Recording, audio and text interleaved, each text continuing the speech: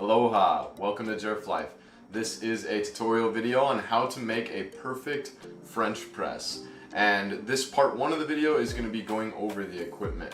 So first things, we need a French press. There are some different varieties that you can get, but essentially they all work very similar.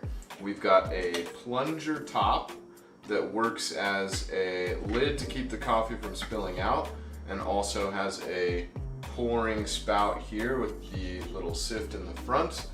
And then we've got our glass container. Sometimes you'll see a stainless steel metal container.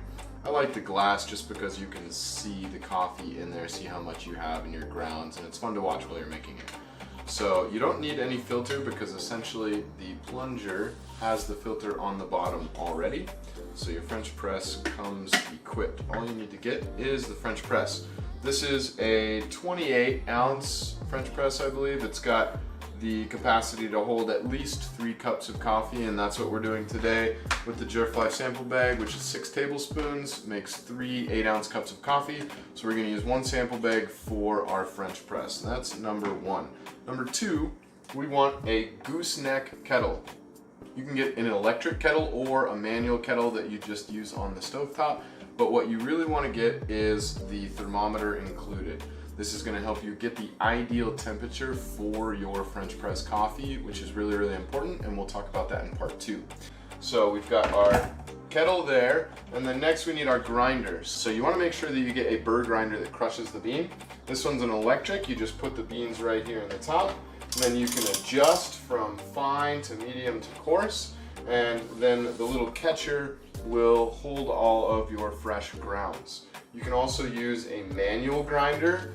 These little handheld burr grinders still crush the bean and give you the same result, and they're light and they come apart really easily, so they're really optimal for travel. It just takes a little bit more time and a little bit more elbow grease because you have to sit there and crank the beans, but still a really nice option to have.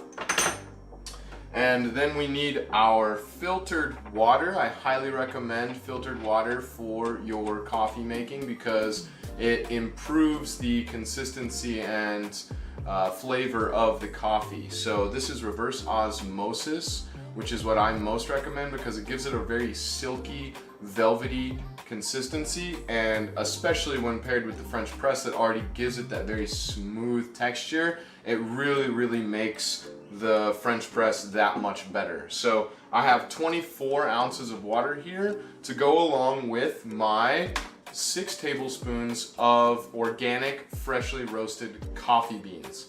We want to have whole coffee beans because once we grind the beans, they start to lose their nutritional value. Their shelf life starts to decay a lot quicker. So we take the whole beans and grind them per serving that we're going to use for that day to make our coffee. And the ratio of grounds or tablespoons of beans to water is 2 tablespoons of whole beans for 1 8-ounce cup of coffee for 8 ounces of water. So I've got 24 ounces of water and 6 tablespoons of beans. So this is gonna make me 3 cups of coffee in my French press.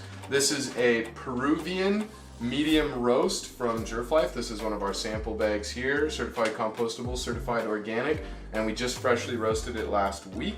So I'm going to use this for our French press. Let's tear it open. See what we've got.